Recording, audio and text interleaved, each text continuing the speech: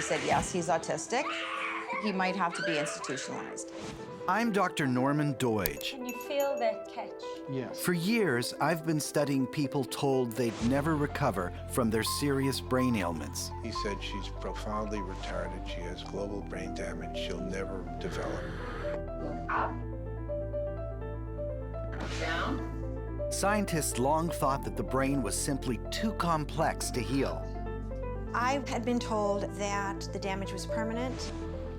Everybody knows you don't get better with Parkinson's. But what if the scientists were wrong? This is life again. This is life. What if it turns out that the mind's ability to help the brain form new connections, moment by moment, can foster a unique kind of healing?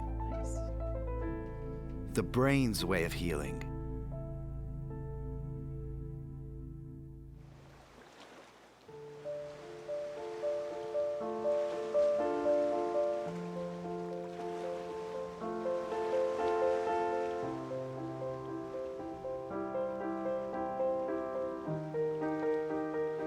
I think these guys are going to go for their morning swim or clean up or whatever it is that they have, a bath. My walking companion is John Pepper. John was diagnosed with Parkinson's disease over 20 years ago. I don't want to frighten them. Parkinson's is irreversible. It continues to get worse. And then you invariably die of pneumonia or some other respiratory problem.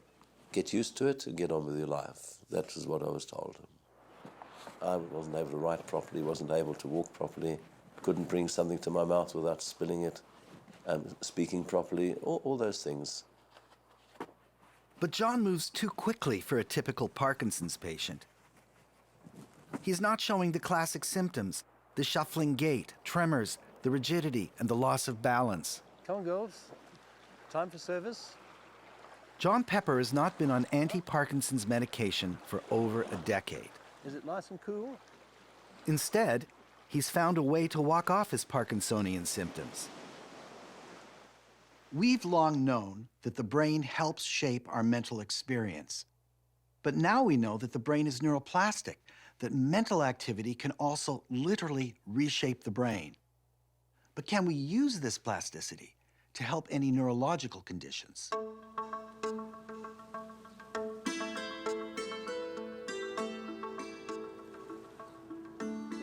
So I go through the routine, heel, heel, pushing up, because if I don't push up, my foot scrapes the ground and I'm immediately aware of it. Conscious walking. If John doesn't do it, he slips back into this, a typical Parkinsonian gait. In order to move normally, John has to think about each and every step in detail. He said to me he believes that he's able to perhaps access different pathways in his brain or create different pathways in his brain which are enabling him to go back to what he used to do, but consciously thinking about everything. So he said, I have to think about blinking, I have to think about swallowing, I have to think about all the things that I used to do without thinking. I've now got to consciously think about them, but he said when I do, I can do them. John's conscious walking technique requires focused mental effort so that undamaged parts of his brain can take over the section ruined by Parkinson's, called the basal ganglia. Normally, the basal ganglia work unconsciously to knit together complex movements like walking. But John's basal ganglia are damaged, so he activates another part of his brain instead, his prefrontal circuits, by consciously concentrating on each individual movement in the sequence. Am I using two parts of my brain? Are there two parts of your brain, one when you're not thinking about walking and one when you are thinking about it? And the only conclusion I came to as a non-medical person without any training or anything was that the subconscious is not the same activity as the conscious brain. Once John discovered, through trial and error, that concentration on micro-movements allowed some movement, he then got an added, unexpected benefit. All right, let's have a look at your movements. So we look. Walking 75 minutes every other day triggers brain growth factors that help us form new connections in the brain and improve the overall health of our brain cells. It's changed much since I saw you last. Enhancing cellular health is a key first stage of neuroplastic healing. Put your hands out for me. John's neurologist, Dr. Jody Pearl, first saw him in 2005. It's okay. All right, just relax. You close your eyes. You close your eyes. Clinically, he certainly looked like a idiopathic Parkinson's disease. See the tremor is worse on the right side. He had all of those symptoms. So I confirmed the diagnosis of Parkinson's disease.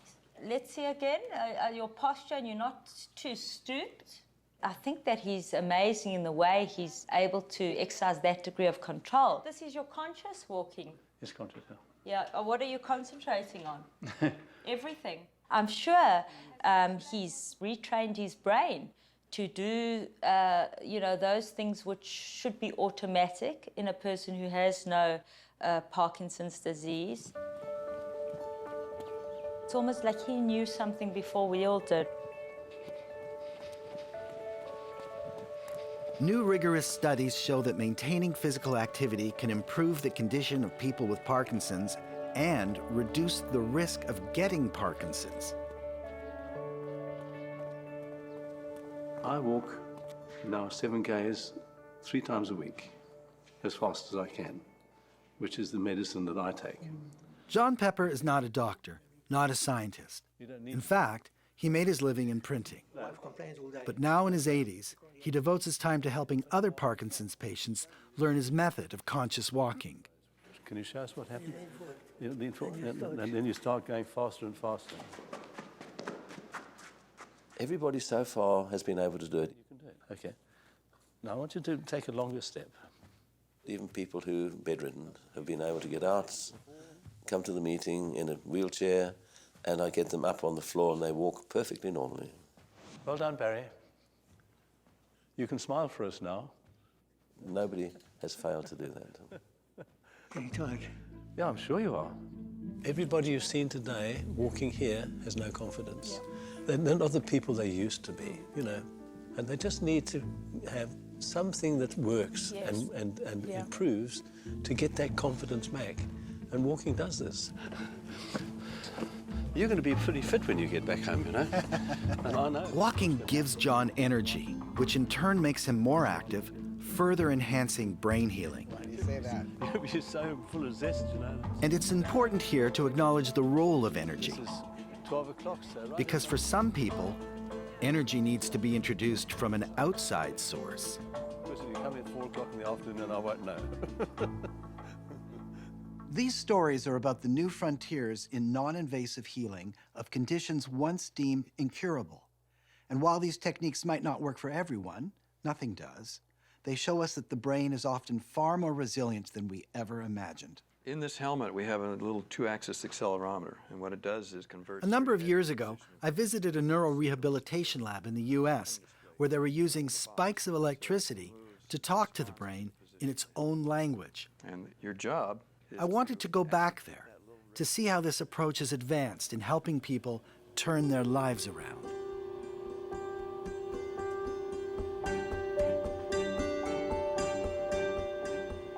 I was a pretty active person. I had been called an overgrown, hyperactive child once or twice, maybe. Look up. Look down. I biked a lot. I did a lot of distance cycling. I just didn't sit. And then what happened? Well, I was cycling in one morning to my office, and what I remember of it is a car turned left into my path pretty suddenly, and it was February. I was on a little snow and ice, and I flipped the bike, came down on the back right side of my head and broke my helmet, and I don't remember a whole lot more about it. You doing okay? Well, I feel like a wobbling mess of clay. It's not too bad. I got rear-ended, and it was at a stoplight. And then someone showed up at my window and said, "Are you okay?" And I had the worst headache I've ever had in my life. I've never had such a headache. And so then I went and I saw my primary carer, and she said, this isn't you. Something's really wrong with you, really wrong. This isn't you. I'm going to send you to a neurologist. I said, okay. You know, I'll go to a neurologist. I mean, I can't see. And that was my big thing, is I couldn't see. And I was like, I can't see. It's like I got Vaseline on my glasses. What's going on? And my brain's not working. Look up. Both Jerry and Kathy were told the effects of their injuries would be permanent. Look down. I spent 50 years feeling like I knew who I was. And now I didn't have a clue, you know. I was crying hysterically most of the time for months, probably. For 5 years, Jerry couldn't make sense of what people said, had no memory or balance, and lost the ability to recognize human faces, even her granddaughters. There was this brokenness in connection. People didn't, they didn't look right, they didn't sound right. Everything was very disorienting, even about my own family members. In fact, I think you and I used to joke that we wanted to put those things on our head, TBI, like a traumatic brain injury, like, look, there's something wrong up here. What do you got over here I could use? Got every kind of implement you need over there. I think it was about maybe a year and a half after the injury that I started working with Clay for kind of occupational therapy. And then we Next became thing we were the cracked potters. She was We would crack say- potter 1, I'm crack potter 2. Cracked. We would say, the pots are okay, but the potters are a little cracked. A little cracked. This is a cracked potter. In a traumatic brain injury, some neurons die. Other neurons are damaged and misfire, giving off noisy signals, junk data, so they can't function either. The whole picture leads to what I call the noisy brain. It functions poorly, but not all the cells are dead.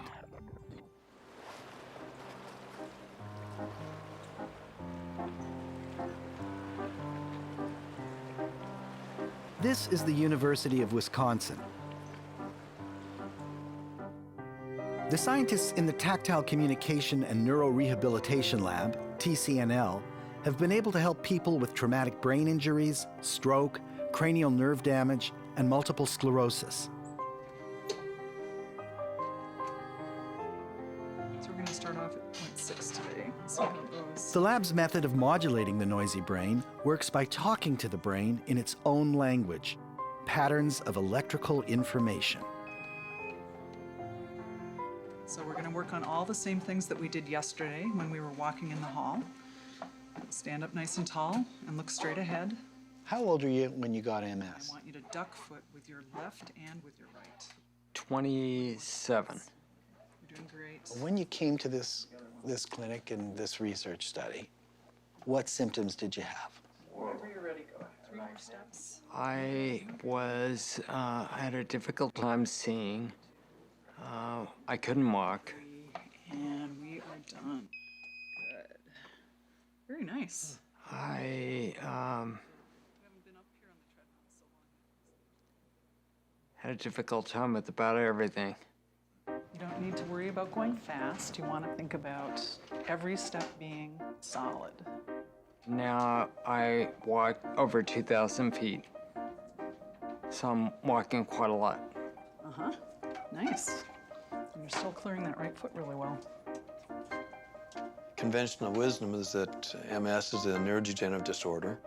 It's going to get continually worse and leading ultimately to death.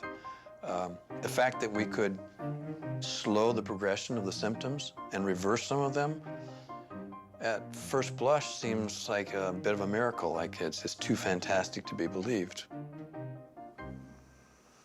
Well, first of all, you have to switch power. The device they use, called the PONS, can help improve so many different conditions because it resets a control center in the brain. Click after click. In each click, you lifted one step. And that's like champagne bubbles on my tongue. The tongue sits 4 centimeters in front of the deepest part of the brain, the brainstem. The tongue also has an intensely concentrated collection of nerve endings that are a direct highway into the brainstem. By placing the PONS with its electrical stimulation points onto the tongue, we can make sensory neurons fire as they might when the tongue is being touched. We're not shocking the brain. The body is being used to talk to the brain through the senses. This device we call the Portable Neuromodulation Stimulator, or PONS, has some simple electric circuitry in it that generates pulses that eventually go to the tongue through some electrodes. So we're stimulating about 25,000 fibers from the tip of the tongue, from anterior part of the tongue, that through at least 2 cranial nerves go directly to the brainstem. The device helps resynchronize noisy circuits and reawaken dormant ones. Then the brainstem, the master control center, can do its job and send normalized signals to other parts of the brain. You know, the most popular statement about the brain, use it or lose it. If you seriously think about what's mean word use it for the brain doing only one thing, so transferring signal from one point to another. We don't have a 100% proof, but main part of the brain and spinal cords become activated with this system. As a result of this activation, your brain become very receptive and sensitive to any exercise you're doing. Now, hey! I really have to hit it. Yes, don't go in the water! And you put the PONS in your mouth, and I got on the treadmill. And I was like, how could this be possible? You know, how could this be possible?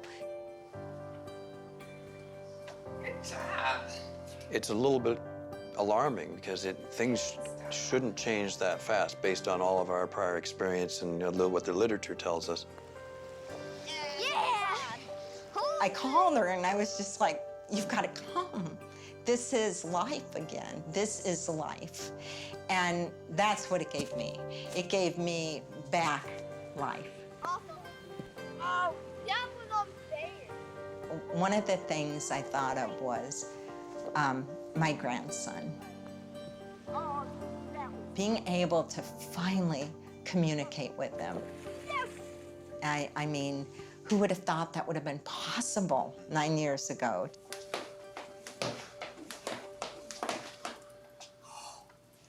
Yeah. It's actually probably Kathy make us believe that it's not coincidence, it's not placebo, for sure. You don't know how good that feels. But it's a real phenomenon. Yuri came into the room and he asked me if I could stand up. And I thought he meant, can I get up off the floor? And I said, I'm not sure. I may need some help. And he said, no, I mean, can you stand for 20 minutes? And I thought the guy had lost his mind. It was one of the hardest things I've ever done in my life. I was so exhausted. I thought that 20 minutes might never end. One of the persons working in the lab said, how are you feeling? And I looked at her to say, well, and then I realized that I had turned my head. Which was the I had problem? not moved my head in 5.5 years or so. Mom. Yo. Take it down a notch. Okay. Sorry. That was a pretty amazing feeling. So the only explanation is there's something spontaneously that's being activated in the brain that has been somehow dormant and unable to respond to normal stimuli. In fact, is being suppressed because other external stimuli are causing the system to be overwhelmed. So the response to this overstimulation from all the other sensory processes is to shut down, to protect the system from overstimuli. Somehow we're able to activate the brain in a way that doesn't alert this reactive response and bring the normal process back to play. Jerry and Kathy continue to use the PONS daily and continue to make progress. You know, we really gotta keep doing this. The key to Jerry and Kathy's recovery was using electrical stimulation to neuromodulate their noisy brains. But electrical stimulation is not the only form of energy that can help. It turns out that the brain can be rewired with sound.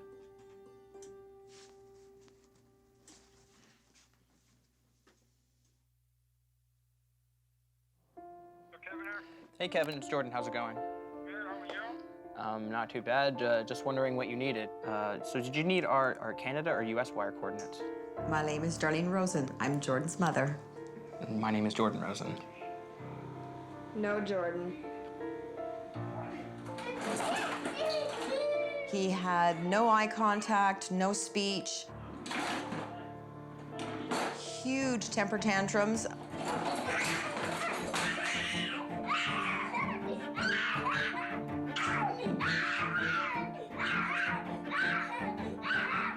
He's had stitches in his head twice from banging his head. Certain music he hated, and he would put his hands over his ears and run around the house screaming. No affection at all. Jordan, look at mommy. Hello. So what did the doctors say? So I took him to a pediatrician who specialized in this, and she said, yes, he's autistic. A psychiatrist agreed. Like most autistic kids, Jordan was hypersensitive to sound. Painful sound can put them into a constant fight or flight mode. The dogma was that autism was an exclusively genetic disorder and that nothing could fundamentally improve it.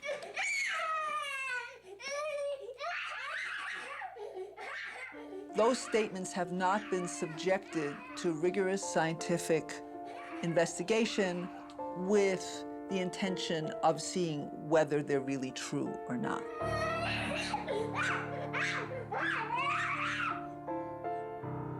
Eat your cheesies. There's some kind of a bottleneck where the autism is created.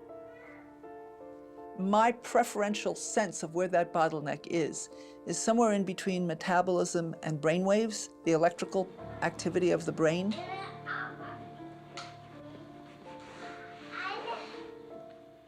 By now, it's becoming clear that at least some children with autism get a lot better. First one to 5 rounds wins. Go.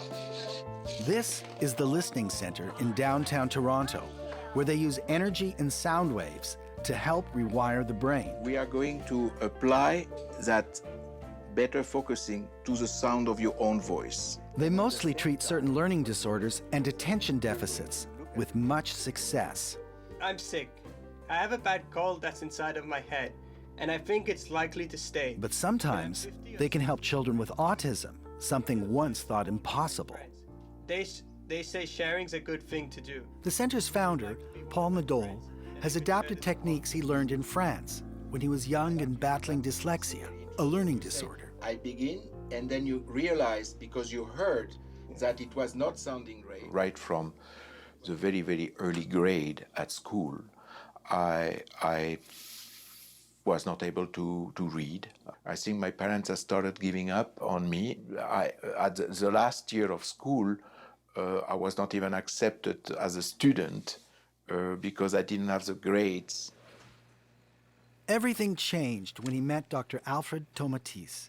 Tomatis developed sound and music therapy to reawaken dormant parts of the brain, stimulate development of new circuits, and open them up to learning and language.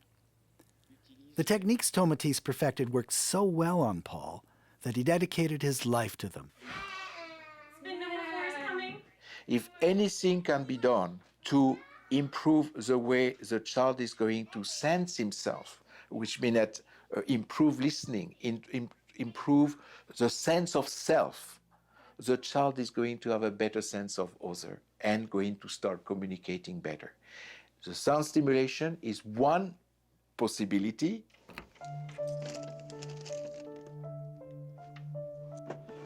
Duncan Evans has been treated for autism at the Listening Center since he was a small child. What would you have 3 in like today? I'd like a black coffee, please. At 18 months, he developed quite severe autism. He stopped making eye contact, lost interest in people, and stopped normal play. Okay, so His language regressed, and he had rages. He wouldn't be able to attend a typical school. He wouldn't be able to interact with others because, again, there was no speech. Duncan's now 20, and he was 3 when this happened. Your black coffee with nothing in it? We went in the minivan down to the listening center, and 3 days in, he had only really ever shown a lot of emotion towards me.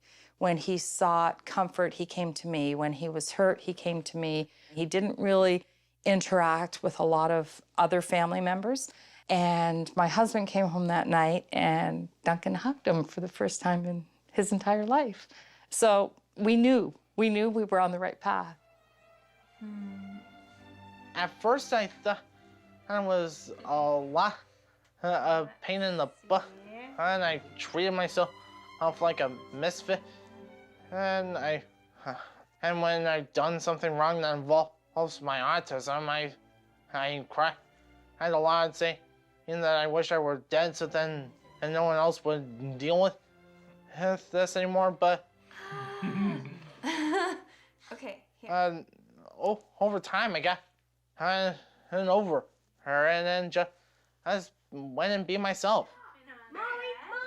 We can use sound to selectively train and turn on dormant parts of the brain by altering the rhythm, changing frequencies, or even which ear receives the sound. What we are trying to do is to make the auditory zoom to work. That is the ability to pick the sound, the information you need, and leave out those information you do not need. You just heard Madol mention the auditory zoom. It's one of Tomatis's most important discoveries, that the ear is not a passive organ, but it has the audio equivalent of a zoom lens that allows it to focus on particular sounds while filtering out others. It's like when you first walk into a party. You hear a jumble of noises until you zoom in on a particular conversation. So how far is that from San Francisco? 2 hours. But if that auditory zoom doesn't work properly, the brain is flooded with non-differentiated sounds, which can be overwhelming, even threatening. The brain goes into survival mode, and it actually turns off its social circuits that allow us to engage with others. This is why such children can't connect to people, learn language, or soothe themselves normally.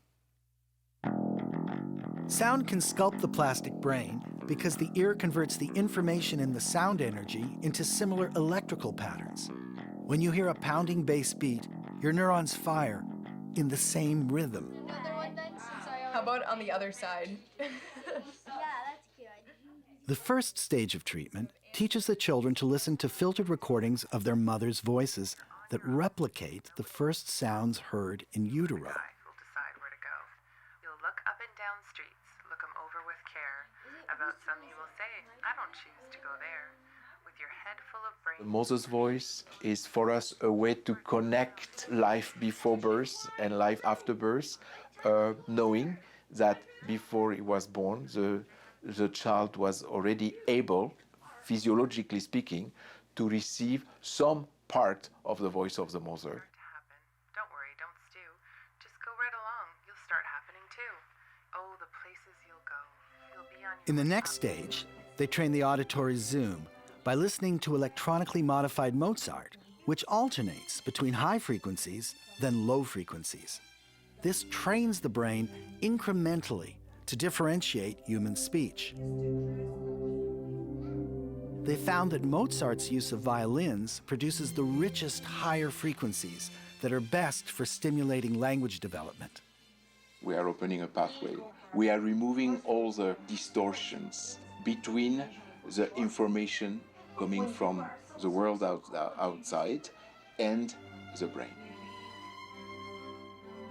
Music is organized sound, and it has many of the specificity of language. Mozart had a duration, he had a volume, he had the tonal quality, he had the rhythm. Music is a preparation, is a precursor of language. You know, many doctors are still telling parents that your child has autism, This is a lifelong incurable condition. There's no treatment, and you'll just have to get used to it, and eventually you'll have to institutionalize your child. That goes beyond the evidence. I think Duncan is perfectly able to hold a job. He's going to carve his space in his social surrounding. The more he's going to be exposed in spontaneous situation, in life situation, the more he's going to learn how to flow better with his speech. As we know, he's able to flow when he can put himself in someone else's skin. And this is my James Earl Jones voice from doing a lot. I'm from the Lion King. And look at the stars. The great kings of the past look down from us from those stars. So whenever you feel alone, just remember that those kings will always be there to guide you. And so will I. Wow. Yeah. Basically, this is the neuroplasticity in action. Oh, I can't believe I just did that. With sound therapy, Duncan went from moderately severe autism down to a milder form. Sound therapy doesn't work for everyone. There are many kinds of autism, but in rare cases, it's extraordinary. Did you go to a concert tonight? Yeah. Did you sing? Yes, I did. You did? After Jordan went through his therapy, he completely fell off the autistic spectrum. He lost his language delay, regained eye contact, his play normalized, and he started to do well in school and develop full relationships. Any other songs? Sure enough, in 2 weeks, Jordan got up in the middle of the night, jumped on our bed, wanted to play. He was very happy. And my husband and I were like, oh my God, what's happening? Like, why is this happening? Get him, Jordan. Fight him. When you try to imagine your way into what it was like for your mother and your father, what's your experience when you do that? Yeah, incredible what they went through and what they had to do to get me where I am right now. I don't know, it must have been so difficult. I can't even imagine what they went through. I'm so sorry, Mom. Remember that. Jordan's brain was healed because sound stimulated and modulated his neurons. Is that better? Next, we'll meet a woman whose brain was healed with light. Okay, thanks.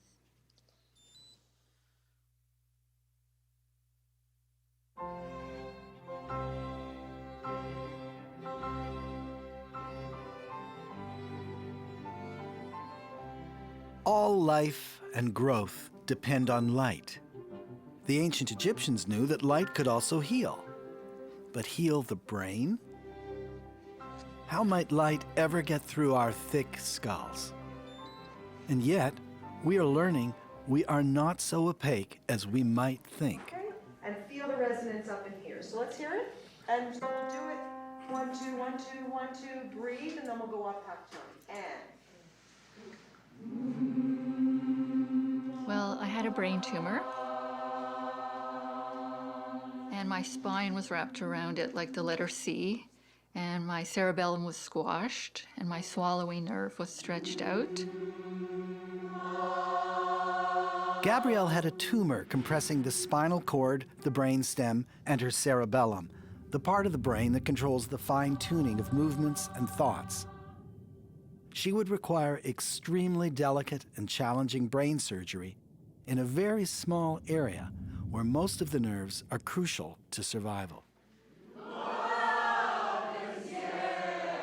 The surgery saved Gabby's life, and luckily, the tumor was benign. But the necessary cutting to remove it led to an acquired brain injury. Let's take the drunk out of it. I couldn't really deal with anything. I couldn't deal with the sound. I couldn't deal with the light. I couldn't deal with movement. I couldn't walk at all. I couldn't sit straight. My speech was very slurred. I couldn't multitask. I didn't realize holding a glass and speaking to a person was multitasking. I could either do one or the other.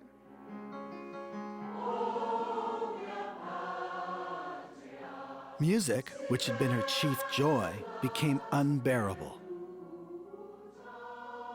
It was more like painful noise than notes. She couldn't walk, and she was chronically exhausted and nauseous all the time. I had to put in my BlackBerry a recurring appointment when to eat lunch and when to eat dinner, because I would start to move through space and I would see something I would need to do and I would forget where I was going. And then at some points I go, oh, I think I was going to have dinner. It's the kind of thing other people can't imagine. How could you forget?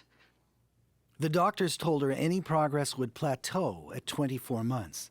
But 25 months after her surgery, she was still totally disabled and could barely leave her home. She struggled to figure out how to get her old life back. And then she heard about the light therapy. So you're getting some very beneficial treatment this morning. This is Dr. Fred Kahn, a vascular surgeon until he switched full-time to developing low-intensity lasers to treat the body and the brain. Hot lasers burn flesh, but cool lasers can heal it. This carries a lot of photon particles of energy into the brain where they interact with the tissues. So it produces a very beneficial neuromodulation type effect. Photons get into the brain in two ways: directly through the skull and via the bloodstream. Relaxed and comfortable. A diode is similar to a light bulb, but it has certain components within that generate the emission of photon particles, particles of energy. It's a matter of defining the light in a very specific and refined way. Power isn't the solution. The subtlety of delivery is. The first step is to place the goggles, and they will block any red or near-infrared photons. When you look through them, it's very similar to looking through night vision goggles. In Boston, Dr. Margaret Nazer has used different configurations of LED light to help people with traumatic brain injuries and stroke. It's very comfortable, really, and there's fans that are built in. These are all fans. We have so many soldiers coming back from Iraq and Afghanistan who have traumatic brain injury. This is one of the intranasals. So we want to apply light to the brain outside the skull. You're comfortable? To see if we can improve the cellular function so that their communication and their cognitive skills, their thinking can be improved. The near-infrared that we put on the ears. We're trying to get to the deeper parts of the brain. We're trying to get to the medial temporal lobes, as the inside of the temporal lobes. And there's a memory node in there, a very important part of memory, a network. There are 1.7 million cases of traumatic brain injury now in the United States, and we don't have really good treatments for them. We give them cognitive rehabilitation therapy, which is very important, but we are doing the photon work and the light-emitting diode therapy to try to give the cells more energy to work with. Need me to lift my head? Yep. Perfect. After my first session, the nausea went away. And what was interesting is, even though I knew when it was extreme, or even though obviously I knew when I threw up, I didn't realize, even though I was getting better, there was this low level that never went away. And when it stopped, I'm like, oh my God, I've been nauseous for 25 months. Healing can occur in several ways. Switch this around. Low-intensity lasers and LED lights can activate DNA synthesis in cells. Is that better? They also release serotonin and other brain chemicals, and they unblock chronic inflammation. When I used to come to Dr. Kahn, first of all, I was coming in a walker, and when I wasn't coming in a walker, I was using a cane, people were helping me. I certainly couldn't get through the revolving door. And through the various stages of progress, one day I noticed myself walking through the revolving door. So for me to even start the door and continue the door, and especially if someone came behind me and they'd be quick, I'd be like, oh my God, oh my God, oh my God. So what happened with the light is, instead of living in this range, I was living in this range. And not only was that happening, it was moving, and it's still moving. So I'm living in a completely different place. It's much closer to being a normal person, whereas before it was almost like being dead. I think the surgeon did an excellent job. The type of tumor she had, very complex, difficult to remove, and never without some sort of damage.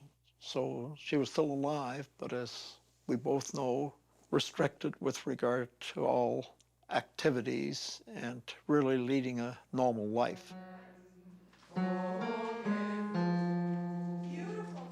Gabby is back with the choir, even though she sometimes still needs to manage the sensory overload. She finds that by reducing the input from one sense, her vision, she can better manage the input from another, her hearing.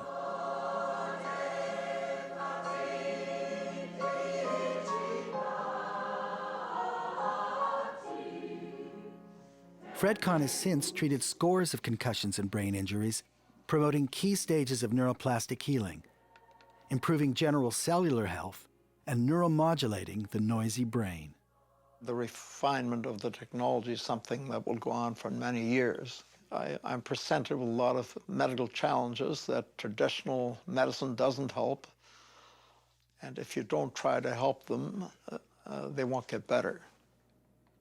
By understanding neuroplastic healing, we are expanding the number of people we can help. But there is one more stage of neuroplastic healing. Oh, Mrs. Potato Head. And understanding it changed the life of a family whose daughter's devastating birth defect would have left her institutionalized for life if it wasn't for a genius who understood that touch and subtle movement could rewire the brain. How about a kiss?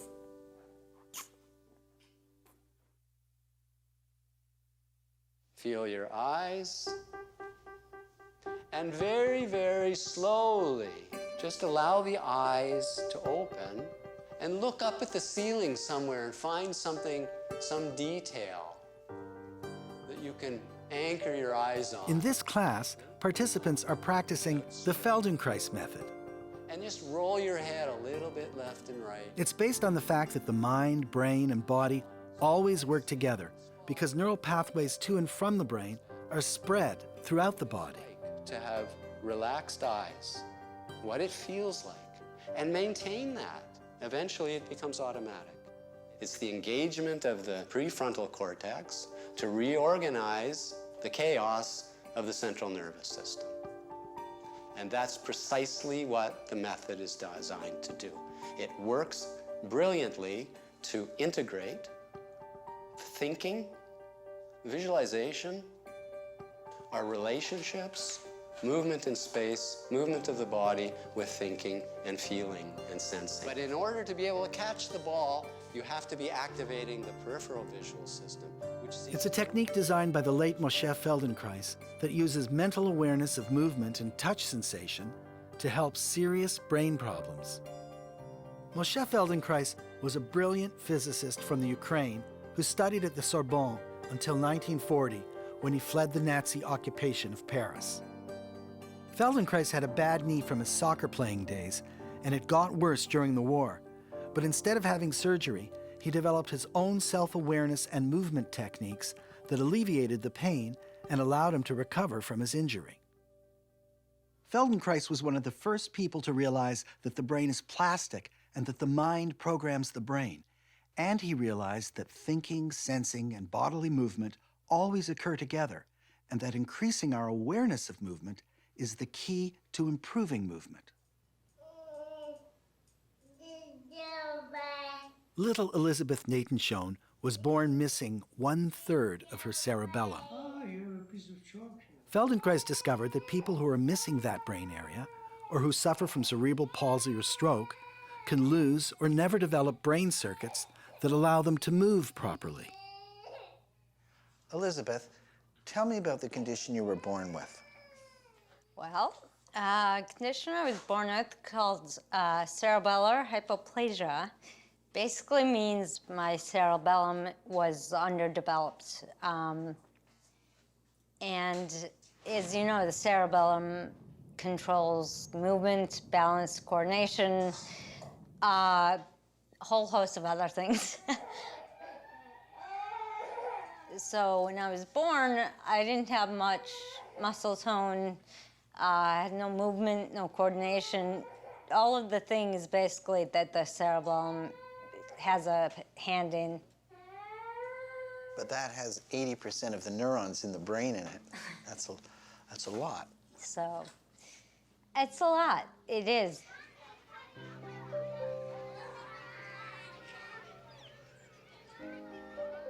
We went a month later after her birth to Mass General to see a pediatric neurologist there. He said she's profoundly retarded. She has global brain damage. She'll never develop. She'll have to be institutionalized. It gives me goosebumps now. Thankfully, I haven't thought about this for a long time.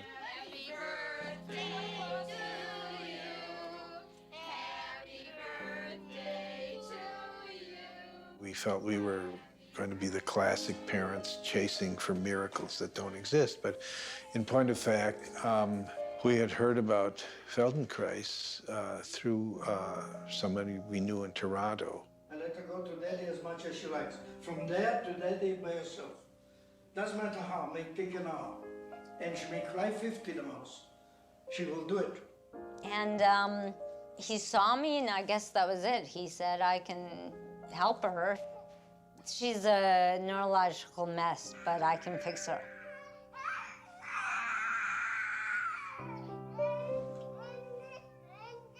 The way I like to think of it is that every movement I do, every movement I know was introduced by Feldenkrais. I didn't really have movement until he found me. Don't you worry, she will improve.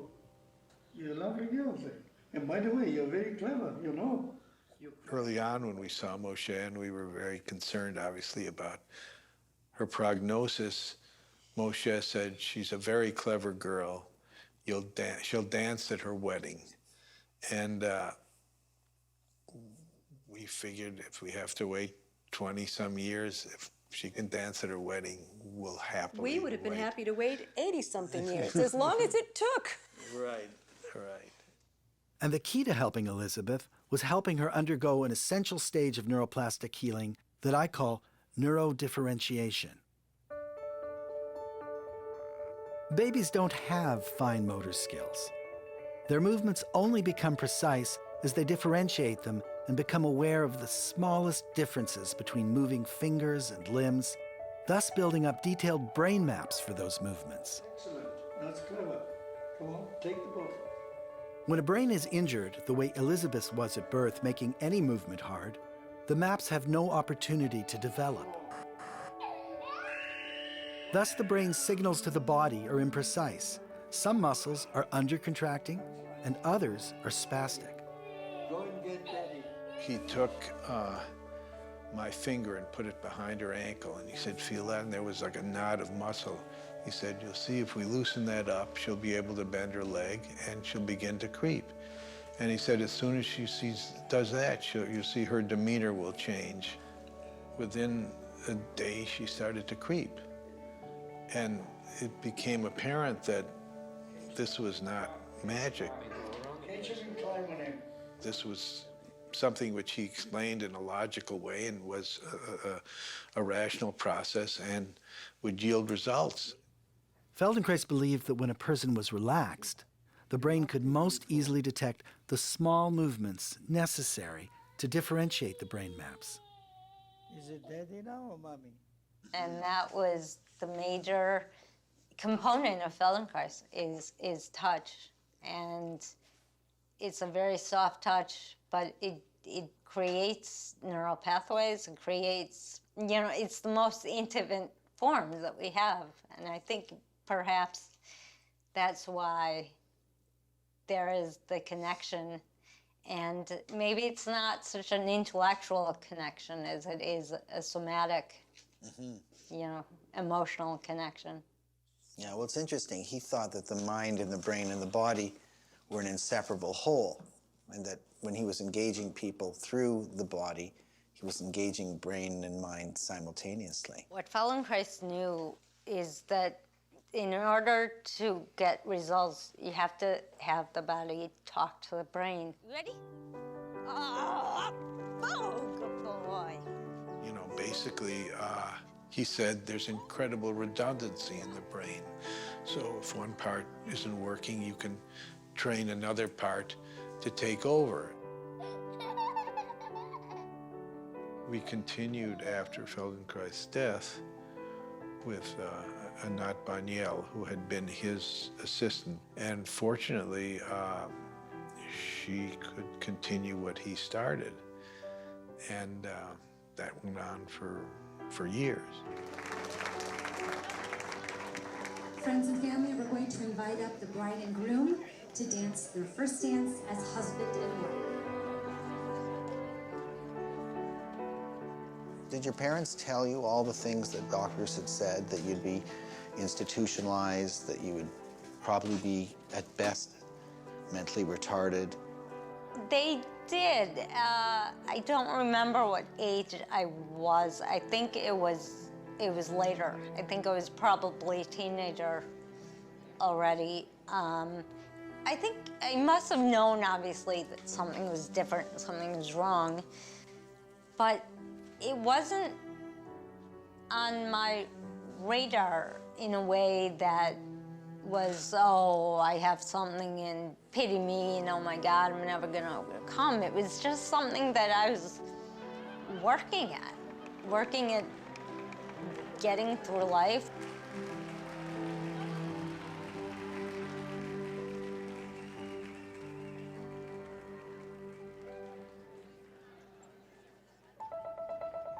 These are the stages of neuroplastic healing, addressing the health of brain cells, neurostimulating dormant pathways, modulating the noisy brain, and finally, differentiating the brain maps so that they can make the fine distinctions that they were meant to make. Oh, yeah. Nothing works for everyone.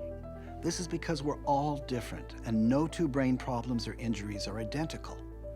But we can learn an immense amount from these people who were told they'd never get better. The word healing comes from the Old English, halen, and it means not just cure, but to make whole again. It's about restoring lost functions.